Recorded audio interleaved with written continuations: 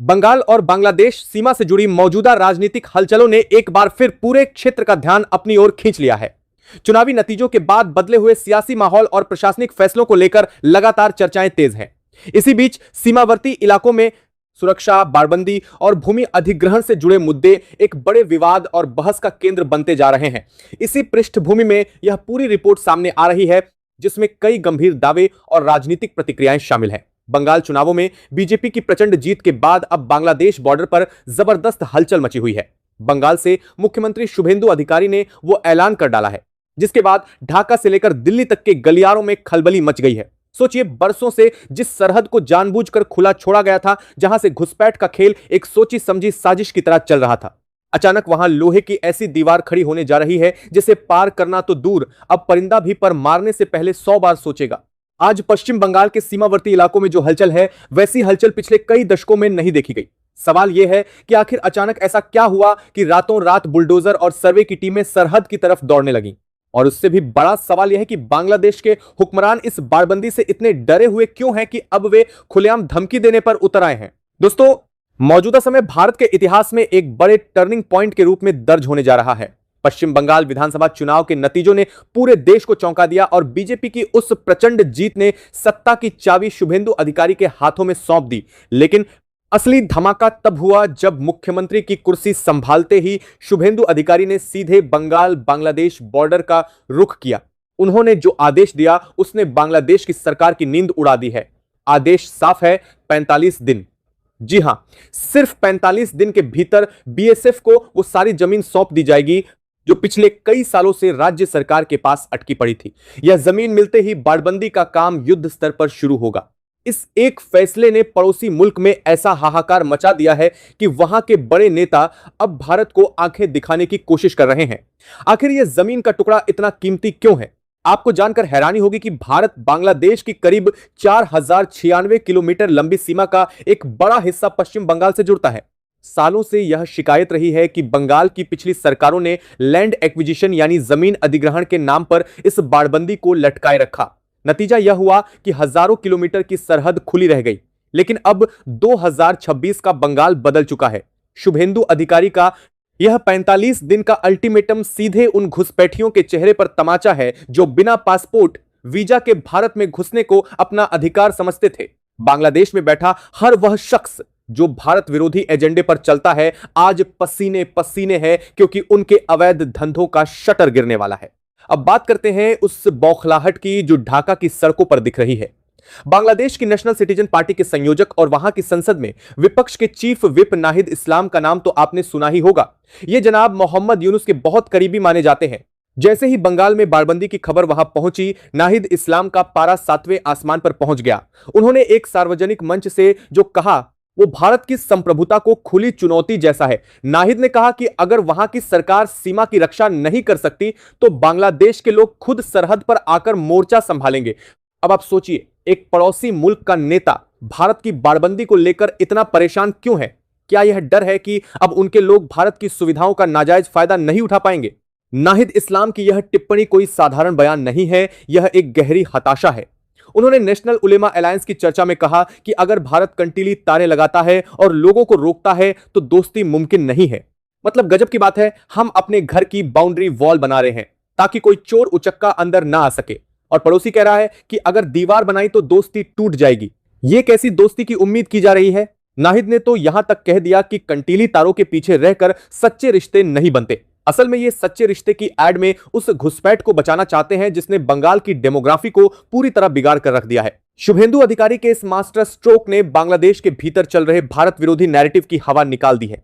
पश्चिम बंगाल के सीमावर्ती जिलों जैसे उत्तर 24 परगना, मालदा, मुर्शिदाबाद और नदिया में प्रशासन की टीमें बीएसएफ के अधिकारियों के साथ मिलकर चप्पे चप्पे का मुआयना कर रही हैं। जो जमीन सालों से पेंडिंग फाइल में दबी थी, उसे अब कागजों से निकालकर हकीकत में बदला जा रहा है। बांग्लादेश को डर इस बात का है कि एक बार यह बाड़बंदी पूरी हो गई तो भारत के अंदर जो उनके स्लीपर सेल्स या अवैध लोग बैठे हैं, उनका संपर्क पूरी तरह कट जाएगा। यह भारत की आंतरिक सुरक्षा के लिए अब तक का सबसे बड़ा और कड़ा प्रहार है। इतना ही नहीं, नाहिद इस्लाम ने तो भारत पर मुसलमानों के उत्पीड़न का बेबुनियाद आरोप तक जड़ दिया। उन्होंने कहा कि सीमा पार मुसलमानों का दमन हो रहा है। यह वही पुराना और घिसा पिटा विक्टिम कार्ड है। जिसे हर वह शख्स खेलता है जिसके पास कोई तर्क नहीं बचता। हकीकत तो यह है कि भारत अपनी सुरक्षा को पुख्ता कर रहा है और 2026 का नया बंगाल अब किसी भी तुष्टीकरण की राजनीति के आगे झुकने को तैयार नहीं है। शुभेंदु अधिकारी ने साफ कर दिया है कि घुसपैठ को रोकना उनकी पहली प्राथमिकता है और इसके लिए बीएसएफ को जितनी जमीन और पावर चाहिए वह दी जाएगी।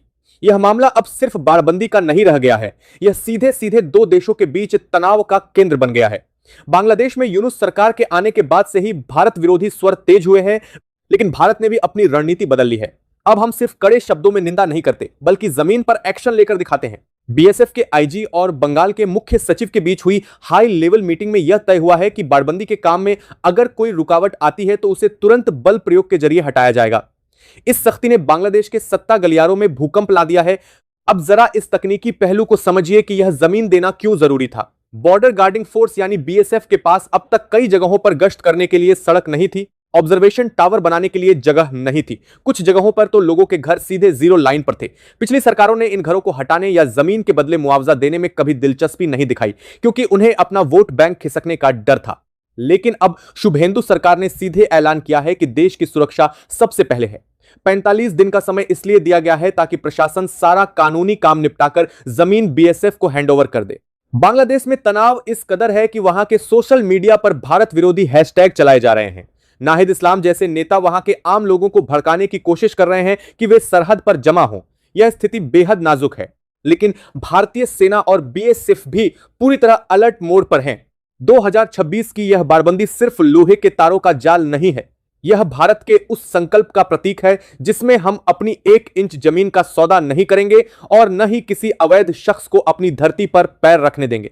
नाहिद इस्लाम के बयानों में जो छटपटाहट है वह इस बात का सबूत है कि भारत का वार एकदम सटीक जगह पर लगा है। उन्होंने कहा कि बांग्लादेश के लोग भारत के साथ बॉर्डर की रक्षा करेंगे। इसका मतलब क्या है? क्या वह सरहद पर भीड़ इकट्ठा करके बीएसएफ को डराना चाहते हैं? शायद वह भूल गए हैं कि यह 2026 का भारत है।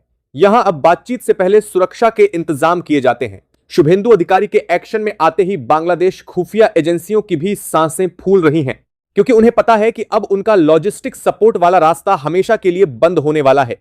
पश्चिम बंगाल के सीमावर्ती जिलों में प्रशासन ने जिस रफ्तार से काम शुरू किया है उससे यह तो साफ है कि सरकार इस बार आर पार के मूड में है। जिन जमीनों पर कब्जा था उन्हें खाली कराया जा रहा है। जिन इलाकों में कंटीली बाड़ नहीं लग सकती थी वहां स्मार्ट फेंसिंग और हाईटेक सेंसर लगाने की तैयारी है। यह सब कुछ उसी जमीन पर होगा जिसे 45 दिन के भीतर राज्य सरकार बीएसएफ को सौंपने वाली है। यह फैसला बांग्लादेश के लिए गले की फांस इसलिए बन गया है क्योंकि अब तक वे सीमा के जरिए अपनी अवैध अर्थव्यवस्था चलाते थे। मवेशियों की तस्करी हो या अन्य सामानों की हेराफेरी, अब सब कुछ ठप होने वाला है। बांग्लादेश नेता नाहिद इस्लाम का यह कहना कि कंटीले तारों के पीछे दोस्ती नहीं होती, दरअसल एक धमकी भरा लहजा है। लेकिन भारत ने भी जवाब दे दिया है कि दोस्ती बराबरी वालों में होती है, घुसपैठ कराने वालों में नहीं। 2026 के इस चुनाव ने न सिर्फ बंगाल की राजनीति बदली, बल्कि भारत की विदेश नीति और आंतरिक सुरक्षा के समीकरणों को भी नया आयाम दे दिया है। अब सवाल यह नहीं है कि बाड़बंदी कब होगी, सवाल यह है कि बांग्लादेश इस सच्चाई को कितनी जल्दी स्वीकार करेगा। आगे की कहानी और भी दिलचस्प है। जैसे जैसे ये 45 दिन बीत रहे हैं, बॉर्डर पर तनाव बढ़ता जा रहा है। बीएसएफ ने अपनी अतिरिक्त बटालियन तैनात कर दी है, ड्रोन से निगरानी बढ़ाई गई है। उधर बांग्लादेश की तरफ से बयानबाजी का स्तर और गिरता जा रहा है। नाहिद इस्लाम जैसे लोग वहां की जनता को जिस तरह से उकसा रहे हैं उससे किसी बड़े टकराव की आशंका से इनकार नहीं किया जा सकता। लेकिन भारतीय जवान मुस्तैदी से खड़े हैं। यह बाड़बंदी सिर्फ घुसपैठ रोकने के लिए नहीं है, बल्कि ये उन ताकतों को जवाब है जो भारत को कमजोर करना चाहती हैं। शुभेंदु अधिकारी का यह फैसला बंगाल के उन करोड़ों लोगों के लिए एक उम्मीद की किरण है जो घुसपैठ की वजह से अपनी पहचान खो रहे थे। सीमावर्ती जिलों के हिंदू और अल्पसंख्यक समुदाय जो सालों से सुरक्षा के साए में जी रहे थे, आज राहत की सांस ले रहे हैं। उन्हें लग रहा है कि अब उनके खेत, उनकी संपत्ति और उनका परिवार सुरक्षित रहेगा। लेकिन दूसरी तरफ जो लोग इस अवैध व्यापार और घुसपैठ की राजनीति पर पल रहे थे, उनके लिए यह किसी कयामत से कम नहीं है। इसीलिए हाहाकार मचा है और उसरी प्रदर्शन, इसलिए धमकियां दी जा रही हैं। क्या वे अपने नेताओं की इस भड़काऊ बयानबाजी पर लगाम लगाएंगे या फिर भारत के साथ रिश्तों को और खराब करेंगे? नाहिद इस्लाम जैसे मंत्रियों और सांसदों का यह रवैया किसी भी जिम्मेदार देश के लिए शोभा नहीं देता। भारत में मुसलमानों के दमन का झूठा आरोप लगाकर वे अंतरराष्ट्रीय समुदाय का ध्यान भटकाना चाहते हैं, लेकिन दुनिया जानती है कि हकीकत क्या है। हकीकत यह है कि भारत अपनी बाड़बंदी मजबूत कर रहा है ताकि वह सुरक्षित रह सके। इस पूरे विवाद में एक और अहम बात है, वह है भारत की जीरो टॉलरेंस पॉलिसी। 2026 तक आते आते भारत ने यह साफ कर दिया है कि पड़ोसियों के साथ हमारे रिश्ते उनकी हरकत पर निर्भर करेंगे। अगर आप घुसपैठ को बढ़ावा देंगे तो हम दीवार खड़ी करेंगे, अगर आप धमकी देंगे तो हम सुरक्षा और कड़ी करेंगे। शुभेंदु अधिकारी के इस फैसले ने नेशनल सिक्योरिटी के मुद्दे को बंगाल की राजनीति के केंद्र में ला खड़ा किया है। अब वहां चर्चा इस बात पर नहीं होती कि राशन कितना मिलेगा, बल्कि इस बात पर होती है कि सरहद कितनी सुरक्षित है। बांग्लादेशी मीडिया में इस वक्त शुभेंदु अधिकारी को एक विलेन की तरह पेश किया जा रहा है, लेकिन भारत के राष्ट्रवादी तबके के लिए वह एक हीरो बनकर उभरे हैं।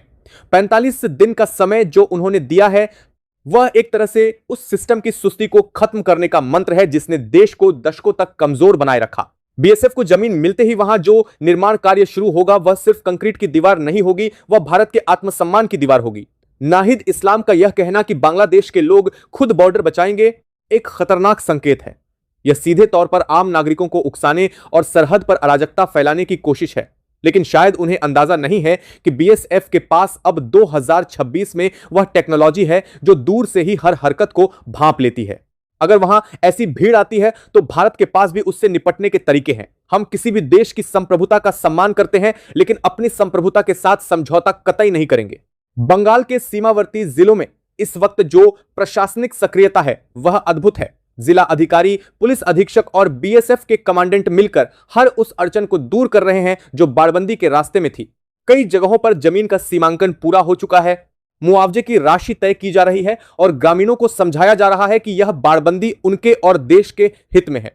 यह प्रोसेस इतनी ट्रांसपेरेंट और तेज है कि विरोध करने वालों के पास कोई बहाना ही नहीं बचा है। बांग्लादेश की चिंता इस बात को लेकर भी है कि इस बाड़बंदी के बाद वहां के आर्थिक हालात और बिगड़ सकते हैं। सीमा पार से होने वाला अवैध व्यापार वहां की कई स्थानीय अर्थव्यवस्थाओं की रीढ़ है। जब बाढ़ लग जाएगी तो यह व्यापार पूरी तरह बंद हो जाएगा। लेकिन भारत की प्राथमिकता अपनी इकोनॉमी और सिक्योरिटी है, न कि पड़ोसी देश की अवैध कमाई को पालना।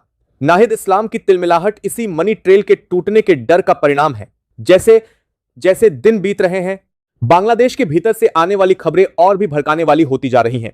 वहां के कुछ कट्टरपंथी गुटों ने सरहद पर मार्च निकालने का ऐलान किया है, लेकिन शुभेंदु अधिकारी की सरकार ने स्पष्ट कर दिया है कि कानून तोड़ने वालों के साथ कोई नरमी नहीं बरती जाएगी। बीएसएफ की चौकसी और प्रशासनिक सहयोग ने घुसपैठियों के नेटवर्क को पूरी तरह तोड़ दिया है। जो लोग अब तक बंगाल के रास्ते भारत के अन्य राज्यों में फैल जाते थे, उनके लिए अब रास्ते बंद हो चुके हैं। इस पूरी स्क्रिप्ट का सबसे बड़ा ट्विस्ट यह है कि भारत ने इस बार सिर्फ बाड़बंदी ही नहीं की है, बल्कि सीमा पर रहने वाले अपने नागरिकों का विश्वास भी जीता है। सरकार ने उन्हें सुरक्षा की गारंटी दी है। उधर बांग्लादेश के नाहिद इस्लाम जैसे नेता सिर्फ हवा में तीर चला रहे हैं। उनकी धमकियों का भारत पर कोई असर नहीं हो रहा है, बल्कि इससे भारत का संकल्प और मजबूत हो रहा है। शुभेंदु अधिकारी का यह एक्शन प्लान सिर्फ बंगाल तक सीमित नहीं रहेगा। इसका असर असम, त्रिपुरा और मेघालय की सीमाओं पर भी देखने को मिलेगा, जहां बांग्लादेश से सीमा लगती है। बंगाल के इस मॉडल को अब अन्य राज्यों में भी लागू करने की बात हो रही है। 45 दिन का यह लैंड हैंडओवर प्रोसेस एक बेंचमार्क बन गया है। बांग्लादेश को अब यह समझना होगा कि पुरानी बातें अब इतिहास हो चुकी हैं। अब भारत अपनी शर्तों पर सरहद का मैनेजमेंट करेगा। इस पूरे घटनाक्रम ने दक्षिण एशिया की जियोपॉलिटिक्स में एक नया उबाल ला दिया है। भारत और बांग्लादेश के रिश्ते अब एक नाजुक मोड़ पर हैं। एक तरफ विकास और सहयोग की बातें हैं, तो दूसरी तरफ सुरक्षा और संप्रभुता का यह कड़ा संघर्ष। शुभेंदु अधिकारी ने बंगाल की सत्ता में आते ही जो संदेश दिया है वह बहुत दूर तक जाएगा। नाहिद इस्लाम की बौखलाहट और बांग्लादेश में मचा हाहाकार इस बात का प्रमाण है कि भारत सही दिशा में आगे बढ़ रहा है। अगले कुछ हफ्तों में सरहद की तस्वीर पूरी तरह बदलने वाली है। वे पुरानी गलियां, खुले खेत और नदियां जहां ऐसी घुसपैठ होती थी, अब वहां बीएसएफ का पहरा होगा। लोहे की कंटीली तारें और हाई मास्ट लाइटें रात के अंधेरे में भी सरहद को रोशन रखेंगी। बांग्लादेश के नेताओं को अब अपने देश की आंतरिक समस्याओं पर ध्यान देना चाहिए, बजाय इसके कि वे भारत की सुरक्षा व्यवस्था पर सवाल उठाएं। यह जो राष्ट्रवादी लहर बंगाल से शुरू हुई है, उसने घुसपैठ की राजनीति करने वालों की जड़ें हिला दी हैं।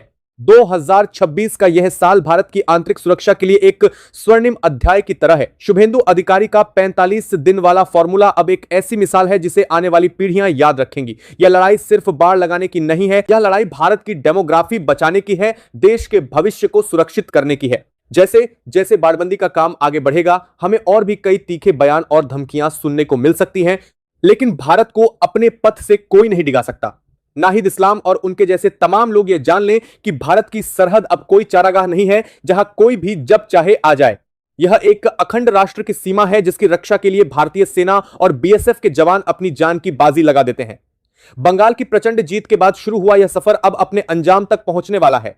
बाड़बंदी का यह काम जब पूरा होगा तो वह सिर्फ भारत की जीत नहीं होगी, बल्कि उन करोड़ों भारतीयों की जीत होगी जो अपनी धरती पर अपनी संस्कृति और पहचान के साथ सुरक्षित रहना चाहते हैं। बांग्लादेश में मचा यह शोर और वहां के नेताओं की यह छटपटाहट दरअसल भारत की उस ताकत का एहसास है जो अब दबने वाली नहीं है। शुभेंदु अधिकारी ने जो लकीर खींच दी है वह अब मील का पत्थर बन चुकी है। 45 दिन बाद जब बीएसएफ को पूरी जमीन मिल जाएगी और निर्माण कार्य अपनी रफ्तार पकड़ेगा, तब दुनिया देखेगी कि कैसे एक मजबूत नेतृत्व देश की सुरक्षा की काया पलट कर सकता है। बांग्लादेश के नाहिद इस्लाम चाहे जितनी बयानबाजी कर ले, हकीकत यह है कि भारत की बाड़बंदी अब नहीं रुकेगी। यह बंगाल की वह माटी है जिसने हमेशा देश को दिशा दिखाई है। आज फिर से बंगाल अपनी सीमाओं की रक्षा के लिए खड़ा हुआ है। इस राष्ट्रवादी स्वर ने उन तमाम साजिशों को नाकाम कर दिया है जो पिछले कई दशकों से भारत के खिलाफ रची जा रही थीं। बाड़बंदी का यह फैसला सिर्फ एक प्रशासनिक आदेश नहीं है, लाबाकार रची जा रही थी। यह हर उस भारतीय की आवाज है जो अपनी सरहद को सुरक्षित देखना चाहता है। अंत में बांग्लादेश को यह समझना होगा कि सच्चे रिश्ते विश्वास से बनते हैं, घुसपैठ और धमकी से नहीं। अगर नाहिद इस्लाम दोस्ती की बात करते हैं तो उन्हें सबसे पहले घुसपैठियों को रोकना चाहिए और भारत विरोधी बयानों पर लगाम लगानी चाहिए। लेकिन अगर वे टकराव का रास्ता चुनते हैं तो उन्हें यह याद रखना चाहिए कि 2026 का भारत अपनी रक्षा करना बखूबी जानता है। यह कहानी अभी खत्म नहीं हुई है, यह तो बस शुरुआत है उस नए भारत की जो अपनी शर्तों पर जीता है। बंगाल के बॉर्डर पर लग रही यह बाढ़ दरअसल एक नए युग की शुरुआत है, एक ऐसा युग जहां भारत की सुरक्षा सर्वोपरि है। शुभेंदु अधिकारी का यह मास्टर स्ट्रोक आने वाले समय में देश की राजनीति और सुरक्षा नीति को कैसे बदलता है, यह देखना बेहद रोमांचक होगा। हर पैराग्राफ के साथ बढ़ता यह तनाव और हर फैसले के साथ बदलती सरहद की हकीकत, यह सब कुछ उस बड़े बदलाव की ओर इशारा कर रहा है जिसका इंतजार करोड़ों भारतीयों को था। बांग्लादेश का डर और भारत का संकल्प, ये दो ऐसी चीजें हैं जो आने वाले दिनों में और भी स्पष्ट रूप से सामने आएंगी। क्या बांग्लादेश इस बाड़बंदी को रोकने के लिए कोई बड़ा कदम उठाएगा या फिर भारत अपनी जिद पर कायम रहकर सरहद को अभेद्य किला बना देगा? लेकिन दोस्तों, असली सवाल अभी भी बाकी है। क्या आपको लगता है कि सिर्फ बाड़बंदी से घुसपैठ पूरी तरह रुक जाएगी या फिर इसके लिए कुछ और कड़े कदम उठाने की जरूरत है? और सबसे बड़ी बात, क्या बांग्लादेश के नेताओं की यह भड़काऊ बयानबाजी किसी बड़े सीमा विवाद का संकेत है? क्या 2026 में भारत और बांग्लादेश के रिश्तों में ऐसी खटास आ जाएगी जिसे ठीक करना मुश्किल होगा? यह वो सवाल है जिनके जवाब आने वाले कुछ दिनों में मिल जाएंगे। लेकिन एक बात तो तय है, बंगाल की सरकार और केंद्र सरकार इस बार किसी भी दबाव में नहीं आने वाली। शुभेंदु अधिकारी का वह डेडलाइन जैसे जैसे करीब आ रहा है, बॉर्डर पर दिल की धड़कनें तेज होती जा रही हैं।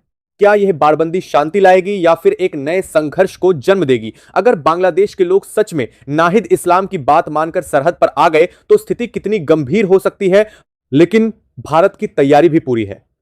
यह सिर्फ तारों की बाढ़ नहीं है, यह हमारी इच्छा शक्ति की परीक्षा है और इस परीक्षा में भारत अब फेल होने वाला नहीं है। हर भारतीय आज गर्व के साथ कह सकता है कि हमारी सरहदें अब सुरक्षित हाथों में हैं। पश्चिम बंगाल की इस प्रचंड जीत ने जो राजनीतिक और सुरक्षा क्रांति शुरू की है, उसकी गूंज सदियों तक सुनी जाएगी। यह फैसला सिर्फ बाड़बंदी का नहीं, बल्कि भारत की अखंडता को अक्षुण्ण रखने का संकल्प है। ढाका से उठने वाला हर विरोध का स्वर दिल्ली की इस फौलादी दीवार से टकराकर चकनाचूर हो जाएगा। इस पूरे घटनाक्रम पर आपकी क्या राय है? क्या आपको लगता है कि शुभेंदु अधिकारी का यह कड़ा फैसला बांग्लादेश को सही रास्ते पर लाएगा? क्या नाहिद इस्लाम की धमकियां भारत को डरा पाएंगी? अपनी राय कमेंट में जरूर बताएं। जय हिंद दोस्तों।